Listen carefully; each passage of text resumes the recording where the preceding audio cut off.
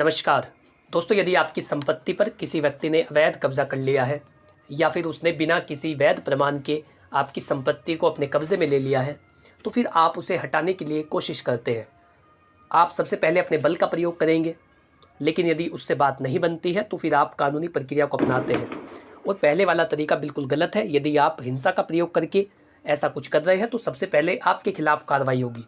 अवैध कब्जाधारी को बाद में देखा जाएगा, पहले कानून में आपके खिलाफ जो प्रावधान है वो आपके लिए जारी होंगे और आपको दंडित किया जाएगा। इसीलिए मैं आपसे हर बार कहता हूँ कि कभी भी हिंसा का प्रयोग ना करें, एक पूरा कानूनी प्रोसीजर अपनाएं। जो कानूनी प्रक्रिया होती है हमेशा उसके तहत ही कब्जाधारी की बुद्धि को सही करने के लिए कानूनी कदम उठाए। लेकिन जब कानूनी कार्रवाई की बात आती है तो हम केवल मौखिक रूप में ये नहीं कह सकते कि संपत्ति हमारी है। जब आप कानूनी प्रक्रिया कराने के लिए जाएंगे या आप किसी वकील से मिलेंगे, आप कोर्ट में कोई केस दायर करेंगे, तो इन सभी चीज़ों के लिए आपको दस्तावेजों की आवश्यकता होगी। आप यदि पुलिस वालों की मदद लेना चाहते हैं, आप प्रशासन की मदद लेना चाहते हैं, एसडीएम के पास शिकायत करना चाहते हैं, इन सभी चीज़ों के लिए जो सबसे महत्वपूर्ण है वो होते हैं संपत्ति के दस्तावेज। आप यदि कब्जा हटवाना चाहते हैं तो उससे पहले आपको ये प्रूफ देना होगा कि संपत्ति आपकी है या आपके पूर्वजों की थी, या वो संपत्ति आपके पास किस प्रकार से आई है, आपका मालिकाना हक क्या है, संपत्ति कहाँ पर स्थित है, पहले वो किसके नाम थी, अब किसके नाम है, किस रूप में संपत्ति का प्रयोग किया जा रहा है। ये सारी बातें आपको बतानी होगी। बिना इन बातों के, बिना दस्तावेजों को प्रस्तुत किए आप कब्जा नहीं हटवा सकते। आज की इस वीडियो में आपको बताने वाला हूँ कि कब्जा हटवाने के लिए कौन से 4 सबसे महत्वपूर्ण दस्तावेज होते हैं। दोस्तों, इस वीडियो को देखना आपके लिए बहुत महत्वपूर्ण है, क्योंकि ये वीडियो आपके कब्जे के केस को निर्धारित करेगी कि आप उसे जीतेंगे या हारेंगे, क्योंकि दस्तावेज ही सबसे महत्वपूर्ण भूमिका निभाते हैं। नमस्कार, मैं अश्मित हरमन आपका अपने यूट्यूब चैनल में स्वागत करता हूं। दोस्तों, यदि आप चैनल पर पहली बार आए हैं तो आज ही हमारे यूट्यूब चैनल को सब्सक्राइब कर लें, ताकि इसी प्रकार की महत्वपूर्ण वीडियो, लीगल नॉलेज, विधिक परामर्श, आपके अधिकार, कानूनी जानकारियाँ, सरकारी योजनाओं के नोटिफिकेशंस, ये सभी चीज़ें बिल्कुल मुफ्त में आप तक पहुँच सके। यदि आप किसी कानूनी मुद्दे पर कोई सलाह लेना चाहते हैं तो स्क्रीन पर दिए गए नंबर पर व्हाट्सअप करें अपनी कानूनी समस्या का, बहुत ही जल्द मैं उसका आपको उत्तर दूंगा। यदि हो सकता है तो आपसे बात की जाएगी, लेकिन सबसे पहले आपको व्हाट्सअप करना है। बिल्कुल निःशुल्क, फ्री में आपकी मदद करने वाला हूँ, यदि आप सही तरीके से अपना सवाल पूछते हैं। चलिए बात करते हैं आज के इस वीडियो के मुख्य विषय की, कि कब्जा हटवाने के लिए कौन से दस्तावेज सबसे महत्वपूर्ण होते हैं। दोस्तों देखिए, संपत्ति 2 प्रकार की होती है। एक होती है आपकी एंसेस्टर प्रॉपर्टी, जो पीढ़ी दर पीढ़ी आपको मिलती है। सबसे पहले परदादा, फिर दादा, फिर बेटा, फिर पोता, जो 4 जनरेशन से चली आ रही है, उसको एंसेस्टर प्रॉपर्टी या पैतृक संपत्ति कहा जाता है। इसी के साथ होती है self acquire property. Self acquire property में वो आती है जिसे आप अपनी कमाई से खुद खरीदते हैं या आप उसे खुद अर्जित करते हैं। जो आपकी सेल्फ एक्वायर प्रॉपर्टी होती है, खुद के पैसों से खरीदी गई ज़मीन, प्लॉट, मकान या दुकान, जो भी आपने अपनी कमाई से खुद अर्जित किया है, उसे सेल्फ एक्वायर प्रॉपर्टी कहा जाता है। यदि दोनों प्रकार की प्रॉपर्टी में किसी भी व्यक्ति ने कब्जा कर रखा है तो ये गैर कानूनी है, ये इलीगल है, ये कानूनन अपराध है। यदि कोई व्यक्ति किसी की संपत्ति पर बिना किसी वैध प्रमाण के कब्जा करता है, तो यदि दोनों प्रकार की संपत्तियों में से किसी पर भी अवैध कब्जा किया गया है तो उसको हटवाने के लिए एक पूरी कानूनी प्रक्रिया होती है, जो अलग वीडियो में मैंने आपको बता रखी है। आप चाहे तो उसे देख सकते हैं, डिस्क्रिप्शन बॉक्स में उसकी लिंक दे दी गई है, वहाँ से जाकर के आप उस पूरी प्रक्रिया को जान सकेंगे, शुरुआत से लेकर के अंत तक का प्रोसेस क्या होता है। सबसे पहले बात करें तो सबसे पहले होते हैं ज़मीन के स्वामित्व से जुड़े दस्तावेज, ज़मीन के मालिकाना हक का प्रमाण, जो ये साबित करेंगे कि संपत्ति आपकी है, जो ये साबित करेंगे कि संपत्ति आपकी है या फिर आपके पूर्वजों की थी, जो इस बात को बताते हैं। यानी मालिकाना हक का जो प्रमाण होते हैं, मालिकाना हक को जो दर्शाते हैं, वो दस्तावेज सबसे महत्वपूर्ण होंगे। इसमें होता है खसरा खतौनी। यह दस्तावेज बताता है कि ज़मीन किसके नाम पर दर्ज है और उसका मालिक कौन है। खसरा खतौनी आप ऑनलाइन निकलवा सकते हैं। प्रत्येक राज्य में ऑनलाइन खतौनी निकलवाने की सुविधा उपलब्ध है, या आप तहसील से जाकर के प्रमाणित प्रति भी प्राप्त कर सकते हैं। यदि आप चाहते हैं कि आपकी ज़मीन में वर्तमान में आपका नाम नहीं है, लेकिन पहले आपका नाम था, गलत आदेशों के चलते वो वहाँ से हटा दिया गया, तो उसके लिए आप पहले किसी वकील से मिलिए और उसका मायना करा करके उसकी पुरानी नकलें निकलवाइए। यदि गलत तरीके से आपका नाम संपत्ति से हटा दिया गया है, पुरानी नकलों में आपका नाम आएगा और फिर आप बता सकते हैं कि मेरा नाम पहले था लेकिन अब हटा दिया गया है, इसको दोबारा से दर्ज किया जाए। यदि आपका नाम वर्तमान खतौनी में है तो उसकी नकल आप तहसील से निकलवा सकते हैं। एक प्रमाणित प्रति अपने पास रखिए। ये सबसे महत्वपूर्ण दस्तावेज है, जो ओनरशिप डॉक्यूमेंट्स होता है। दूसरा है ज़मीन की रजिस्ट्री है, प्रमाणित करती है कि आप ही उसके वैध मालिक हैं। जो खतौनी है वो तो आपके एंसेस्टर प्रॉपर्टी से संबंधित होती है। जो आपकी पैतृक संपत्ति है, जो आपको पूर्वजों के द्वारा मिलती आई है। लेकिन यदि आपने खुद के पैसों से वो ज़मीन खरीदी है, वो प्लॉट खरीदा है, वो दुकान खरीदी है, तो उसके लिए आपके पास रजिस्ट्री होती है, बैनामा होता है, और बैनामा स्वामित्व का प्रमाण होता है। जब आप ये कहते हैं कि संपत्ति मेरी है, तो उसके संबंध में यदि आप बैनामा दिखा देते हैं तो ये पुख्ता सबूत होता है। तो आप अपने पास बैनामा भी रखिए। अभी अपने पास दस्तावेजों को रखने की बात है, अगर आगे का प्रोसेस मैं आपको आगे बताऊंगा। तो सबसे पहले स्वामित्व से जुड़े दस्तावेज आपने जाना, खसरा खतौनी और बैनामा। इसी के साथ यदि आपको लीज पर वो ज़मीन सरकार के द्वारा दी गई है, पट्टे पर वो ज़मीन दी गई है, तो उसका दस्तावेज आप अपने पास रखिए। अगर ज़मीन पट्टे पर है तो ये दस्तावेज बहुत ज़रूरी होता है। तो सबसे पहले आपने जाना स्वामित्व से जुड़े दस्तावेज। इसमें आपने खसरा खतौनी, बैनामा या फिर पट्टा या लीज पर देना, यदि सरकार ने आपको लीज पर दिया है तो वो सबसे महत्वपूर्ण होगा। ये तीनों दस्तावेज, इनमें से जो भी दस्तावेज आपके पास हो, ये मालिकाना हक का प्रमाण है। दूसरे दस्तावेज की यदि मैं बात करूँ तो होता है भूमि कर और भुगतान से जुड़े दस्तावेज, land revenue and payment documents. सबसे पहले बिजली पानी का बिल। अगर पानी या बिजली का कनेक्शन आपके नाम पर है तो ये भी मालिकाना हक साबित करने का मजबूत प्रमाण होता है। यदि विद्युत कनेक्शन आपके नाम पर है, हाउस टैक्स आपके नाम पर आता है, या फिर जो बिजली का बिल है, हाउस टैक्स है, वाटर टैक्स है, उनकी रसीदें आपके नाम से है, तो ये भी मालिकाना हक का प्रमाण होगा। और आप ये कह सकेंगे कि संपत्ति पर पहले आपका कब्जा था और दूसरे व्यक्ति ने अवैध गतिविधियों के चलते आपका कब्जा आपसे छीन लिया है। तो ये महत्वपूर्ण दस्तावेज आप दिखा सकते हैं, जिनमें वाटर टैक्स, बिजली का बिल या फिर हाउस टैक्स की रसीद, ये चीज़ें बहुत काम आएगी। ये आपके मालिकाना हक को प्रमाणित करेगी और ये बताएगी कि संपत्ति आपके प्रयोग में थी।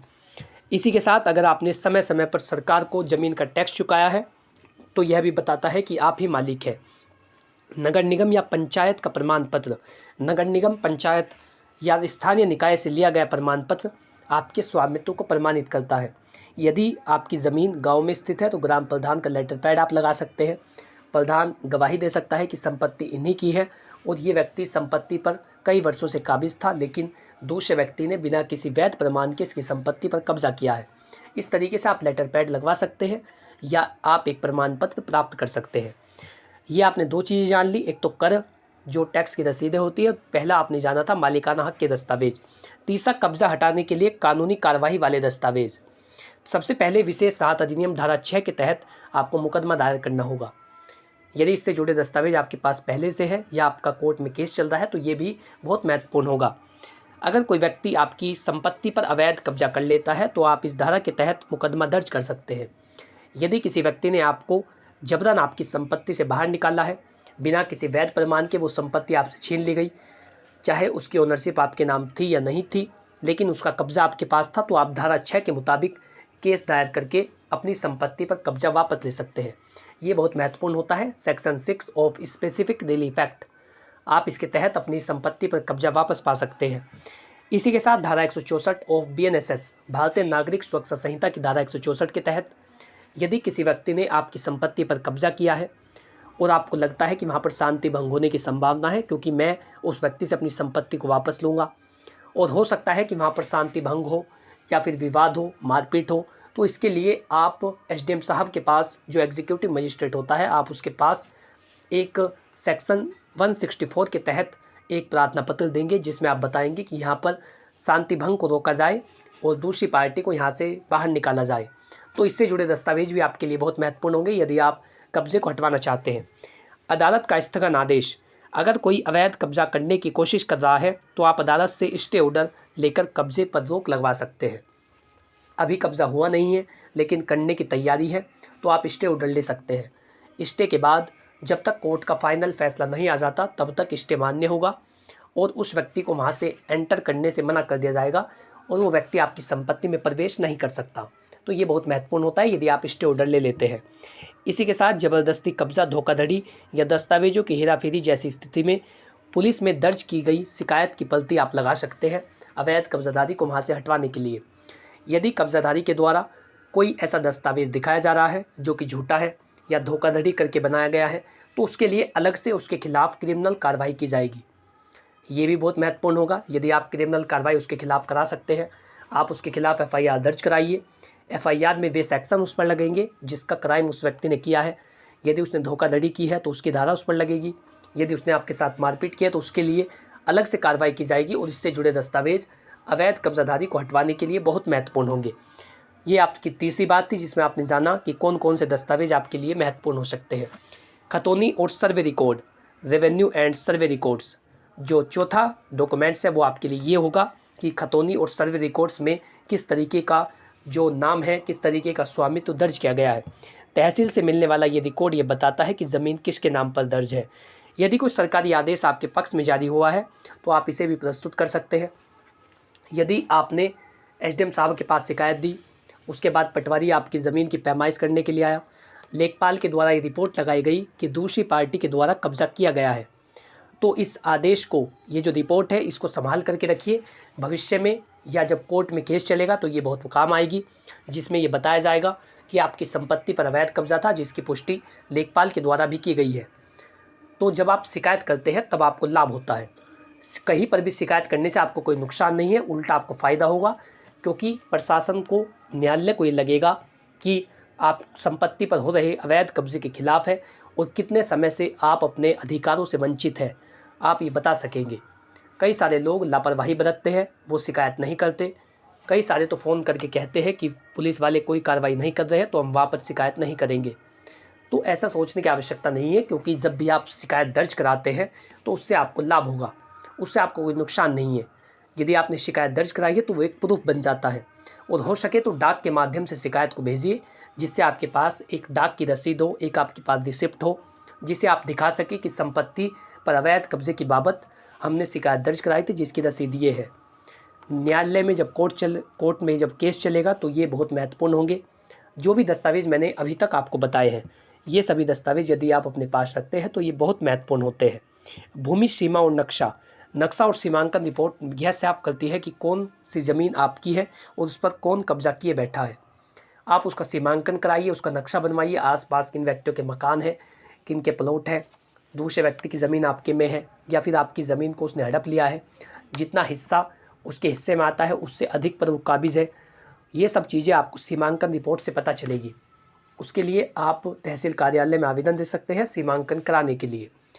तो ये दस्तावेज़ थे जो आपको इकट्ठा करने हैं, जो आपको कलेक्ट करने हैं, ताकि अवैध कब्जाधारी के खिलाफ कानूनी कार्रवाई की जा सके। आशा करता हूँ कि जानकारी आपको अच्छी लगी होगी और आप लोग समझ पाए होंगे किस तरीके से कब्जाधारी को हटवाने के लिए 4 दस्तावेज बहुत महत्वपूर्ण होते हैं। यदि आपको वीडियो अच्छा लगा है तो वीडियो को लाइक करें और चैनल को सब्सक्राइब कर लें, ताकि इसी प्रकार की महत्वपूर्ण वीडियो, लीगल नॉलेज, विधिक परामर्श, आपके अधिकार, कानूनी जानकारी या सरकारी योजनाओं की नोटिफिकेशंस, समाज के नए मुद्दे, आप उनसे क्या सीख सकते हैं, समाज की घटनाएं, सभी चीज़ें आप तक बिल्कुल मुफ्त में पहुंच सके। इसी के साथ यदि आप किसी कानूनी मुद्दे पर कोई सलाह लेना चाहते हैं, कोई जनरल गाइडेंस लेना चाहते हैं, तो उसके लिए स्क्रीन पर दिए गए नंबर पर व्हाट्सअप करें, बहुत ही जल्द आपको उसका उत्तर दिया जाएगा। यदि आप चाहते हैं कुछ पूछना तो आप कमेंट बॉक्स में अपना सवाल लिख सकते हैं। मैं प्रत्येक सवाल का जवाब देने की पूरी कोशिश करूंगा और ये कोशिश रहेगी कि जल्द से जल्द आपका सवाल का जवाब दिया जाए। Thanks for watching this video. अपना कीमती समय देने के लिए धन्यवाद।